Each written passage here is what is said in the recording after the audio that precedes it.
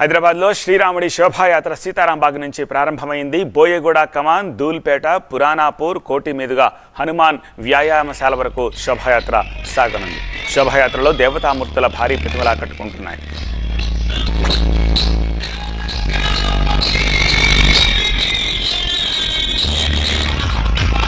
శోభాయాత్ర జరిగే ప్రాంతాల్లో ట్రాఫిక్ ఆంక్షలు విధించారు పోలీసులు. ఈ ఆంక్షలు అర్ధరాత్రి 12 వరకు కొనసాగనున్నాయి.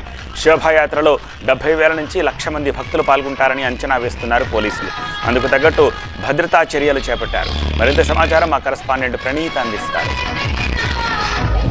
హైదరాబాద్లో శ్రీరాముని శోభాయాత్ర ప్రారంభమైంది. సీతారాంబాగ్ టెంపుల్ నుండి ప్రారంభమైనటువంటి శోభాయాత్ర దూల్పేట దిశగా అడుగులు వేస్తుంది.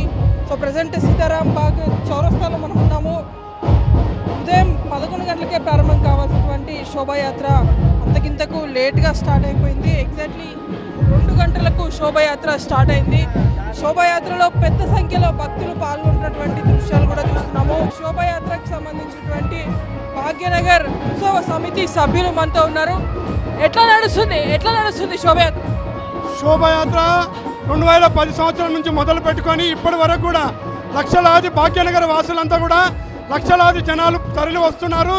ఇందులో అందరూ కూడా ఇప్పుడు ఒక కొత్త సంవత్సరం ఏంటంటే మందిరం నిర్మాణం చేశారు కాబట్టి ఇంకా శోభాయానంగా జనాలందరూ కూడా కదిలి వస్తున్నారు. సాధారణంగానే ప్రతిసారి 12 గంటల్లోపు ఈ శోభాయాత్ర ప్రారంభమైపోయేది. కానీ ఈసారి అత్యంత లేట్గా స్టార్ట్ అయిపోయింది. దాదాపు 2 గంటల పాటు శోభాయాత్ర స్టార్టింగ్లో డిలే ఉండింది. అయితే దానికి ఎండలో ఒకవైపు కారణము, మరొకటి అటు అయోధ్యలో అటు సూర్యతిలకం దిగినటువంటి కార్యక్రమం కూడా ఉన్నటువంటి నేపథ్యంలో అందరూ కూడా ఆ కార్యక్రమాన్ని తిలకించిన తర్వాతనే ఇక్కడ బయటకు వచ్చి శోభాయాత్రలో పాల్గొంటున్నారు. సో ఇక్కడ మొత్తం 3 తరహా ర్యాలీస్ ఈ శోభాయాత్రలో పాల్గొంటాయి.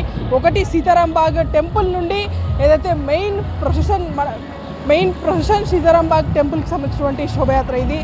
ఇక్కడ దీంతో పాటు ఆనంద్ సింగ్ లోధు ఒక ర్యాలీ నిర్వహిస్తారు. అట్లాగే ఆకాష్పురి టెంపుల్ నుండి రాజాసింగ్ మరో ర్యాలీ నిర్వహిస్తారు. సో ఈ 3 ర్యాలీస్ అన్నీ కూడా ఒక చోట మెర్జ్ అవుతాయి, అదే మంగళహాట్ పిఎస్ దగ్గర. సో అక్కడ ఈ 3 ర్యాలీస్ కూడా సమూహంగా ఏర్పడి ఒక భారీ ర్యాలీ మెయిన్ ప్రొసెషన్ అంతా కూడా మంగళహాట్ పిఎస్ నుండి ప్రారంభమవుతుంది.